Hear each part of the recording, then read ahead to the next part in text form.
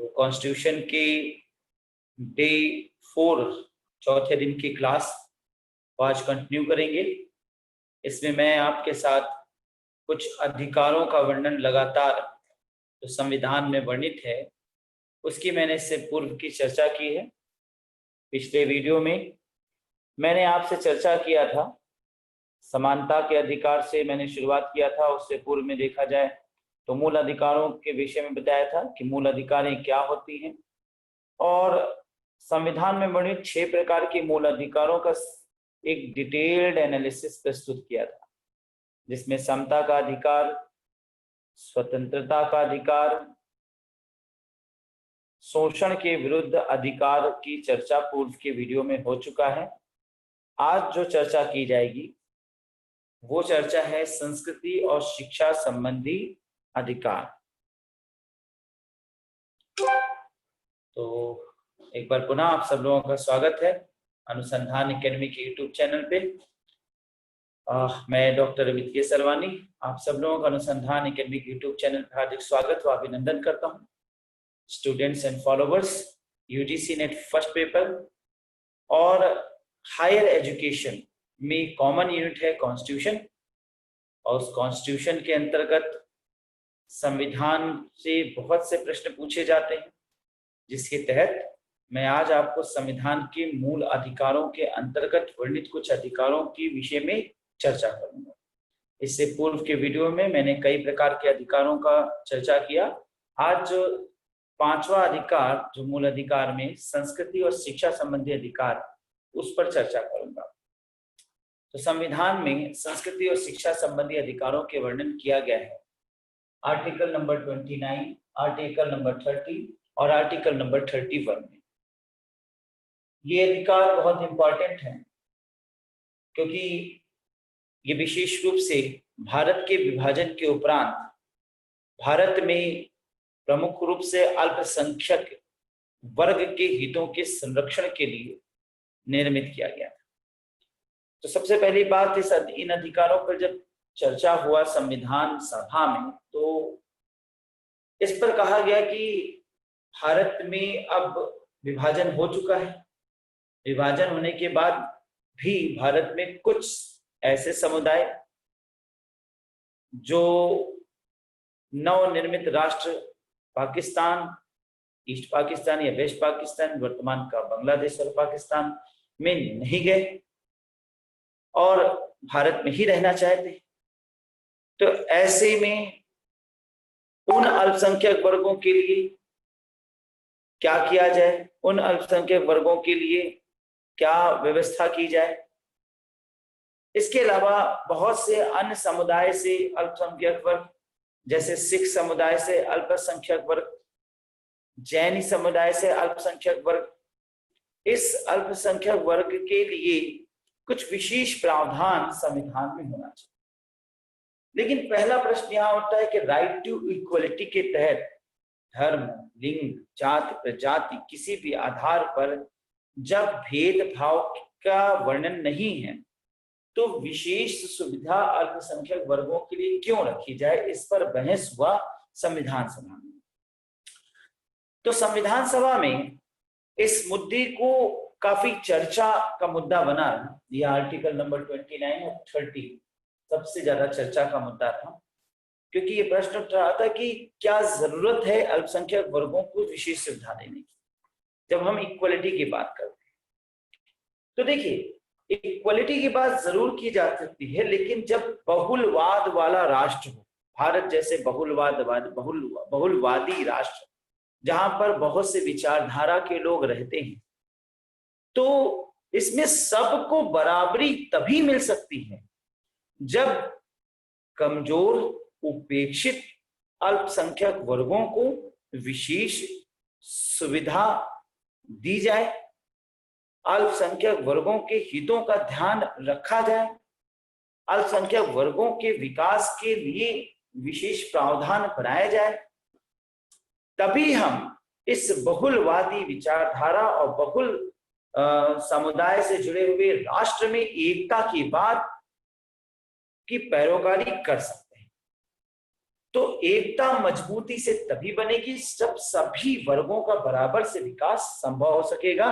नहीं कोई वर्ग अगर उपेक्षित रह जाएगा तो भारत के संपूर्ण लोकतांत्रिक स्वरूप से विकास संभव नहीं हो पाए। सभी नागरिकों का विकास तभी संभव है जब सभी को समानता के साथ सभी के विकास को लाया जा सके। इस दृष्टिकोण से अल्पसंख्यक वर्गों की संरक्षण की बात रखी गई और आर्टिकल नंबर 29 बनाया गया। आर्टिकल नंबर 29 ये कहता है कि भारत में अल्पसंख्यक वर्गों के हितों के संरक्षण की जाए। पहला प्रश्न बनता है अल्पसंख्यक वर्ग हैं कौन, हम इसको किस कैटेगरी में रखेंगे, अल्पसंख्यक वर्ग किसको माना जाएगा। तो संविधान के अनुसार अल्पसंख्यक वर्ग जो है देश की कुल जनसंख्या का 10% जो समुदाय है उस 10% या 10% के कम लोगों की संख्या पर आधारित समुदाय को अल्पसंख्यक वर्ग में रखा जाएगा। इसके दृष्टिकोण से 10% के अंतर्गत जो समुदाय आएंगे उन्हें अल्पसंख्यक वर्ग में रखा जाएगा और इसमें उस समय के अनुसार मुस्लिम, सिख, पारसी, जैनी ये सभी समुदाय आए और इनके हितों का संरक्षण। अब हितों का संरक्षण क्यों? हितों का संरक्षण इसलिए क्योंकि भारत में हम यह बात कहते हैं कि हम धर्मनिरपेक्ष। धर्मनिरपेक्ष का मतलब है किसी धर्म को दो अर्थ निकलेगा, मैं पुनः बताना चाहूंगा। भारतीय संदर्भ में अलग अर्थ है और पाश्चात्य संदर्भ में अलग। पाश्चात्य संदर्भ में है किसी धर्म को ना मानना, भारतीय संदर्भ में है किसी धर्म विशेष की ओर ना झुकना, अर्थात सभी धर्म को समान रूप से मानना। अब फिर से सुनिएगा, पाश्चात्य संदर्भ में किसी धर्म को ना मानना, भारतीय संदर्भ में सभी धर्म को समान रूप से मानना। यानी इस दृष्टिकोण से भारतीय संदर्भ में हम सभी धर्म को मान रहे हैं, यानी धर्म को आश्रय दे रहे हैं, धर्म को आश्रय दिया जा रहा है। और पाश्चात्य संदर्भ में धर्म को आश्रय ना दिया जा रहा है। अब जब हम धर्म को आश्रय देते हैं तो हम इस दृष्टिकोण से सभी धर्मों के विकास, सभी धर्मों के हितों के संरक्षण की बात करते हैं और फिर उन धर्म को मानने वाले वर्ग के भी विकास और हितों के संरक्षण की बात हो जाएगी। और इस दृष्टिकोण से अल्पसंख्यक वर्ग उनके हितों के संरक्षण के लिए आर्टिकल नंबर 29 बनाया गया। इसके तहत देश सरकार ऐसे प्रावधान ला सकती है जिससे किसी विशेष अल्पसंख्यक वर्ग को सुविधाएं दी जा सकती हैं। उनके हितों के अनुरक्षण के लिए, उनके हितों के संरक्षण के लिए, उनके विकास के दृष्टिकोण से बहुत से विचारधाराएं, बहुत से कानून बनाए जा सकते हैं। तो आर्टिकल 29 ये विशेष प्रावधान बनाया गया अल्पसंख्यक वर्गों। इसी के साथ जुड़ा था आर्टिकल नंबर 30। आर्टिकल नंबर 30 कहता है शिक्षा संस्थाओं की स्थापना और प्रशासन करने का अल्पसंख्यक वर्गों का अधिकार। यानी अल्पसंख्यक वर्गों को देश में यह अधिकार होगा कि वो अपने वर्ग विशेष के दृष्टिकोण से, अपने वर्ग विकास के दृष्टिकोण से, अपने धर्म विकास के दृष्टिकोण से, विभिन्न आयामों के दृष्टिकोण से वो अपने अनुसार शिक्षा संस्थाओं की स्थापना कर सकते हैं। तो कोई भी अल्पसंख्यक वर्ग, चाहे वो सिख हो, पारसी हो, जैनी हो, इस्लाम का हो, वो अपनी शिक्षा संस्थाओं की स्थापना रख सकता है और प्रशासन कर सकता है, उसे पूर्ण अधिकार दिया जाता है। इस अधिकार के साथ सभी वर्ग का समानता से विकास होगा, सभी धर्म का समानता से विकास होगा, क्योंकि धर्म को आश्रय दिया गया है बराबरी के साथ। इसलिए सभी वर्ग, जिसमें अल्पसंख्यक वर्ग भी आता है, को अपने शिक्षा संस्थाओं को स्थापित करने और उसे प्रशासन करने का अधिकार इस अनुच्छेद के अंतर्गत वर्णित किया। अब अनुच्छेद 31 की बात करें तो जनरली ये जो आर्टिकल है ये अब संविधान से अलग कर दिया गया, इसे निरसित कर दिया गया, निकाल दिया। इसका मूल रूप से संबंध अल्पसंख्यक वर्ग से नहीं, लेकिन इसका विशेष स्थान देश के विकास में जरूर है। संविधान के निर्माण के समय आर्टिकल नंबर 31 जो संपत्ति का अनिवार्य अर्जन है, इसको इसको कहा जाए तो मूल अधिकारों के अंतर्गत संकलित किया गया था, और इस प्रकार से मूल अधिकारों की संख्या 7 बनाई गई थी। लेकिन आगे चल के मूल अधिकारों में से इस मूल अधिकार को निरसित कर दिया। कब किया गया? 44 में संविधान संशोधन 1978। ध्यान रखिएगा, जब हम 44 की बात बोलते हैं तो 78, जब हम 42 की बात बोलते हैं तो 76। इसको याद रखने के लिए फॉर्मूला भी बताया था, 4 + 2 यानी 42 यानी 6, तो 1976। 4 + 4 यानी 8, जिसको हम 78 यानी 78 के साथ देखें। तो 1978 में 78 में इस संविधान के इस मूल अधिकार यानी 7वें मूल अधिकार को हटा दिया गया, और इस मूल अधिकार के हटने के साथ ही संविधान में 6 मूल अधिकार शेष रह गए। क्या थे? समानता का अधिकार, स्वतंत्रता का अधिकार, शोषण के विरुद्ध अधिकार, धार्मिक स्वतंत्रता का अधिकार, संस्कृति और शिक्षा संबंधी अधिकार और संवैधानिक उपचारों का अधिकार। लेकिन इसके साथ ही हटा दिया गया संपत्ति का अनिवार्य अर्जन। क्यों हटाया गया? क्या जरूरत पड़ी? देखिए, यह बात सत्य है कि देश में सभी को छूट है कि उनके द्वारा गाढ़ी कमाई से, मेहनत से अर्जित की गई संपत्ति उनकी है। उस संपत्ति को संरक्षित कर सकते हैं, उस संपत्ति को जैसे चाहे वैसे उपयोग कर सकते हैं। लोग यानी देश के सभी लोग अपनी मेहनत से अपनी संपत्ति का उपयोग कर सकते हैं, विकास कर सकते हैं, संरक्षित कर सकते हैं, हस्तांतरित है उसको सुरक्षित कर सकते हैं। उनकी संपत्ति उनसे किसी से छीनी नहीं जाएगी। इसे मूल अधिकार में रख दिया गया ताकि कल कोई जबरदस्ती कोई व्यक्ति या कोई राष्ट्र, कोई देश की कोई सरकार किसी व्यक्ति से उसके मूल अधिकारों को हनन करने के दृष्टिकोण से उसकी संपत्ति को अनावश्यक जबरदस्ती दबाव के साथ अवैध रूप से कब्जा ना कर ले। आपने अपनी संपत्ति का अर्जन किया हो या आप अपनी संपत्ति को हस्तांतरित रूप से पाए हो, पूर्वजों से उसे आपने प्राप्त किया हो, अर्जित किया हो, या आपको हस्तांतरित हुई हो, वह संपत्ति आपकी है, अक्षुण्ण है, उसे कोई डिस्टर्ब नहीं कर सकता। लेकिन आगे चल के देखा गया कि इस अधिकार के तहत, इस अनुच्छेद के तहत राष्ट्र के विकास में बड़ी बाधा उत्पन्न हुई। देश में विकास की विभिन्न क्रियाओं में आर्टिकल नंबर 31 एक बाधा के रूप में सामने आया। एक डैम बन रहा है, वो डैम बनने से कई एक प्रदेशों में बिजली की व्यवस्था होगी, बिजली प्रॉपर रूप से सभी प्रदेशों को मिलेगा, हजारों लाखों भारतवासियों का लाभ होगा, हजारों लाखों भारतवासियों को सुविधाएं होंगी, देश का विकास होगा, देश की क्रॉस सकल डेवलपमेंट जिसको कहा जाए में अच्छी आमदनी होगी, डेवलपमेंट होगा, जीडीपी में डेवलपमेंट होगा, क्रॉस डेवलपमेंट प्रोडक्ट में डेवलपमेंट होगा।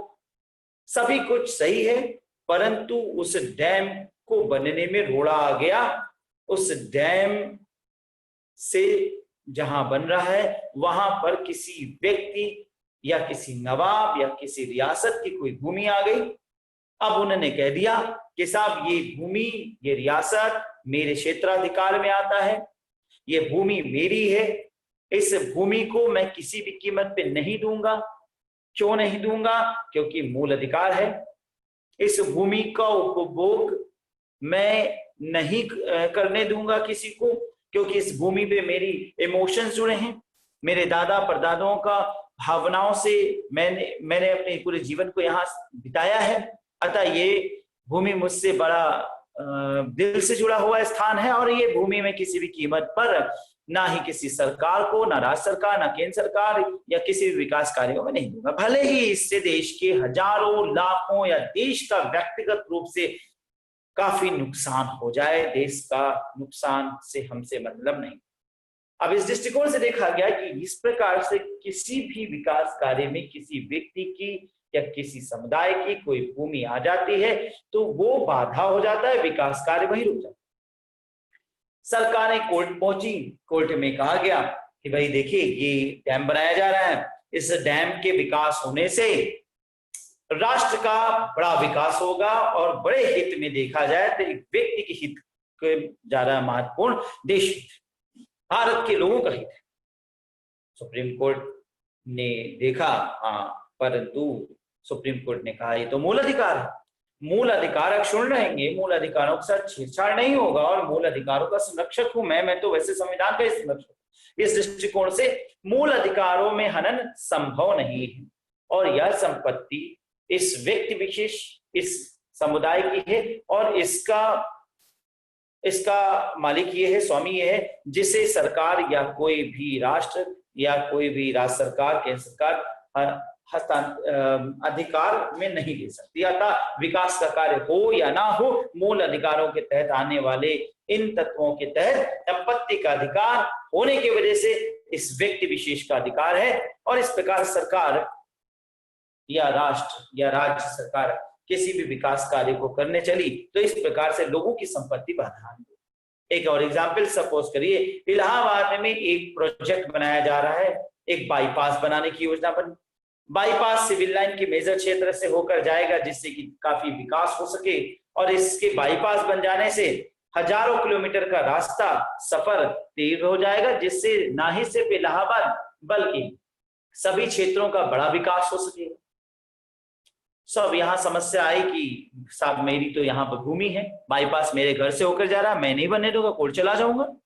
बाईपास बने ना बने पर या मकान या घर ये मेरा है और यहाँ पे मैंने 200 वर्षों से मेरे दादा बाबा रहते थे और यहाँ मेरे इमोशंस जुड़े हैं, यहाँ मेरा घर है, यहाँ मेरा मंदिर है, मैंने पूजा स्थल है और मैं यहाँ जीते जिंदगी इस चीज को, अपनी संपत्ति को नहीं दें। तो राष्ट्र के विकास में हर प्रकार से संपत्ति का अधिकार जो है, संपत्ति का अनिवार्य अर्जन एक बाधक सिद्ध होने लगा, काफी बड़े पैमाने पर ये बाधक होने लगा। तब देश के प्रथम प्रधानमंत्री सन 1978 में 44वां संविधान संशोधन बिल पास कराते जिसके तहत इस अधिकार को मूल अधिकार से हटाकर लीगल राइट में रख दिया। लीगल वैधानिक अधिकार यानी विधि सम्मत रूप से यह देखा जाएगा किसी व्यक्ति विशेष द्वारा अनाधिकृत रूप से किसी व्यक्ति विशेष का, अनाधिकृत रूप से इसमें विधिक है यानी व्यक्तियों के संबंध में, लेकिन अगर राज्य देश के हित के दृष्टिकोण से होगा तो वो विधिक नहीं हो जाए, तब वो संवैधानिक रूप से देखा जाएगा। संविधान के अनुरूप मूल अधिकार नहीं है, अतः उस संपत्ति पर उचित मुआवजा या बिना मुआवजा जैसा सरकार सही समझे उसके अकॉर्डिंग उस संपत्ति को अधिकृत किया जा सकता। तो आप समझ सकते हैं कि आर्टिकल नंबर 31 कितना महत्वपूर्ण है। ये मान लीजिए कि जब संविधान सभा में बैठकें हुई, संविधान सभा में इस मूल अधिकार को रखा गया, संविधान सभा में देश के नागरिकों को इस मूल अधिकार को दिया गया, तो शायद उन्होंने इतनी दूर की नहीं सोची, उनकी गलती कह सकते हैं जो इसको मूल अधिकार में रखा। लेकिन संविधान अचल है, लचीला है। संविधान की विशेषता यह है कि ये लचीला है, इसमें अमेंडमेंट संभव है और इसलिए इसमें अमेंडमेंट किया गया और संविधान में बदलाव लाया गया 1978 में 44वां संविधान संशोधन के तहत इसे निर्देशित कर दिया। तो स्टूडेंट्स, ये मैंने आपको अभी संस्कृति और शिक्षा संबंधी अधिकार, तीन अधिकारों का वर्णन किया। आर्टिकल नंबर 29 पुनः कहूंगा, अल्पसंख्यक वर्गों के हितों का संरक्षण। आर्टिकल नंबर 39 शिक्षा संस्थाओं की स्थापना और प्रशासन करने का अल्पसंख्यक वर्गों का अधिकार। और आर्टिकल नंबर 31 संपत्ति का अनिवार्य अर्जन, जिसे निश्चित कर दिया। आशा है ये वीडियो आपको अच्छा लगा होगा। अच्छा लगता है तो इसे कमेंट करिए, फॉरवर्ड करिए, शेयर कीजिए, सब्सक्राइब करिए। मैं जल्दी नए वीडियो के साथ आपके साथ फिर मिलूंगा। तब तक के लिए नमस्कार, धन्यवाद।